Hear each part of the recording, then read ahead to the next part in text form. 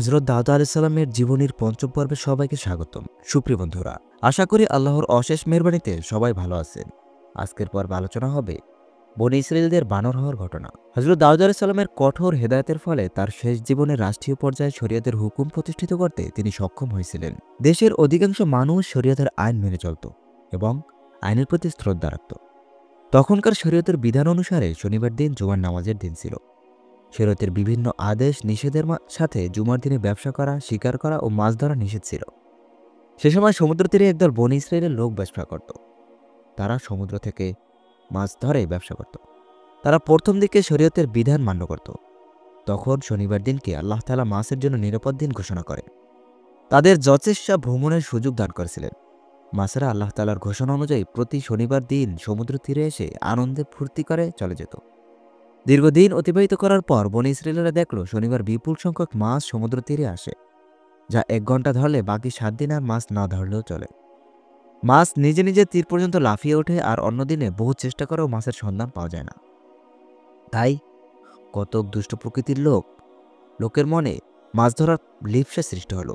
তারা গোপনে সমুদ্রের চড়া স্থানে কত কূপ সৃষ্টি করলো, যাতে শনিবার দিন মাছেরা এসে যখন কূপের মধ্যে এসে খেলা করবে তখন কূপের উপর জাল ফেলে রাখার চেষ্টা করবে। ওই দিন তারা কোনো মাছ ধরবে না, পরের দিন তারা মাছগুলো তুলে আনবে। এ পরিকল্পনা অনুসারে তারা কাজ শুরু করে দিল। দেখলো নিরাপদে কার্য সিদ্ধ করতে সক্ষম হয়েছে। আল্লাহ তাআলার পক্ষ থেকে কোনো বাধা বিপত্তি আসেনি। তাই তাদের সাহস আরও বেড়ে গেল। দীর্ঘদিন এভাবে তারা কাজ চালিয়ে বিপুল অর্থ সম্পদের মালিক হলো। অধিকাংশ লোকেরা সেখানে অট্টালিকা তৈরি করলো, ফল বাগান, ফুল বাগান, নাচঘর, আনন্দ আহ্লাদখানা, খেলা প্রমোদখানা তৈরি করলো। আবার এ বংশের কতক লোক ছিল যারা শরীয়তের বিধান অনুযায়ী জীবনযাপন করত।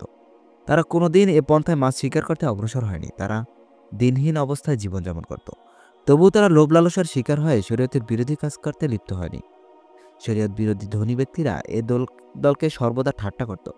একই সাথে নবী ও আল্লাহ তাআলাকে বিদ্রূপ করত। শরীয়তের বিরোধী নেতা একদিন বলল, মাছ ধরার সাথে শরীয়তের সম্পর্ক কি?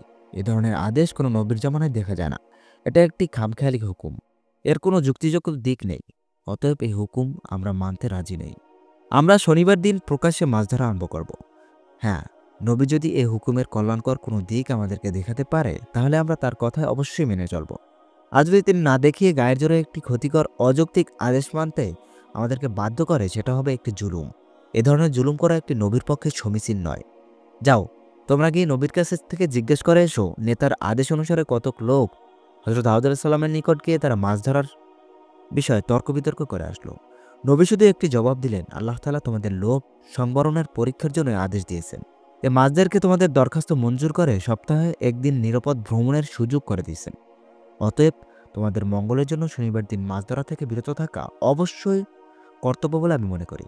মাছদেরকে অবাধে ভ্রমণের আদেশ দিয়ে তোমাদেরকে তাদের মেরে ফেলার সুযোগ দিবেন, এ ধরনের নীতি আল্লাহ তাআলার পক্ষে সমীচীন নয়। বনী ইসরাঈল এর লোকেরা হযরত দাউদ আলাইহিস সালামের মন্তব্য শুনে এসে তার নেতার কাছে বলল। নেতা বলল, নবীর এ ধরনের খামখেয়ালি আদেশ পালন করা আমাদের পক্ষে সম্ভব নয়।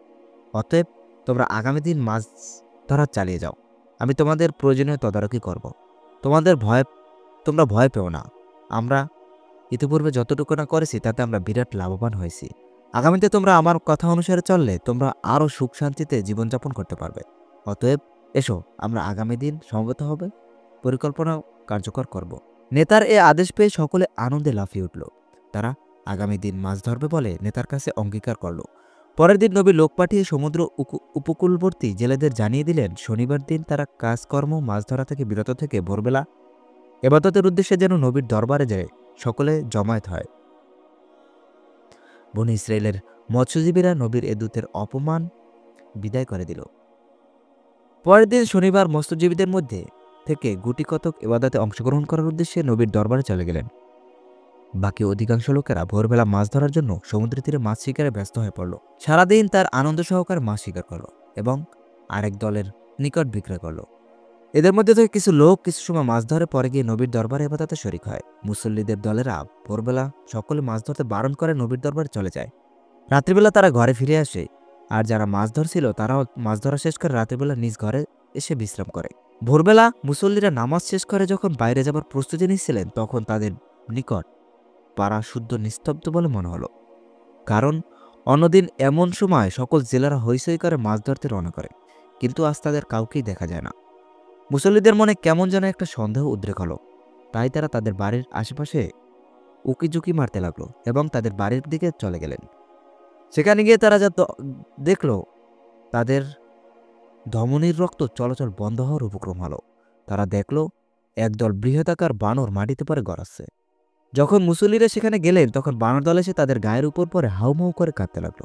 সাথে সাথে কতক মেয়ে লোক এসে কাঁদতে স্বরে বলল, আমাদের ভাই নবীর আদেশ নিষেধ অমান্য করে গতদিন ইবাদত না করতে গিয়ে মাছ ধরতে গিয়েছিল। নবী বারবার নিষেধ করে ওদের লোভ ও মোহ থেকে বিরত রাখতে পারেনি।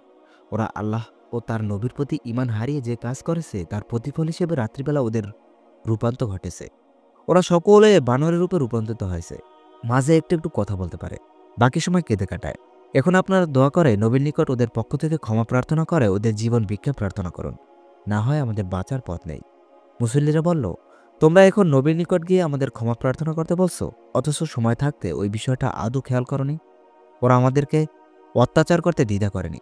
যাই হোক, এ বিষয়ে আমরা নবীর সাথে আলোচনা করব। এ কথা বলে তারা বিদায় হয়ে আসলেন। এ বানরেরা 3 দিন যাবৎ ভীষণ কাঁদল, কিছু খেতে পারল না। মানুষ দেখলেই তাদের পায়ের কাছে এসে কাঁদত, কিন্তু কারো কিছু করার উপায় ছিল না। একদা হজরত দাউদ আলাইসাল্লামের নিকট গিয়ে ওদের পক্ষে থেকে প্রার্থনা করেছিল। হজরত দাউদ আলাইসাল্লাম তাদেরকে বলেছেন, ক্ষমা করার মালিক আল্লাহ, তিনি যদি ক্ষমা করেন তবে করতে পারেন। এরপর বানরেরা 3 দিন জীবিত ছিলেন। তৃতীয় দিন সকলে একত্রে মারা গেল।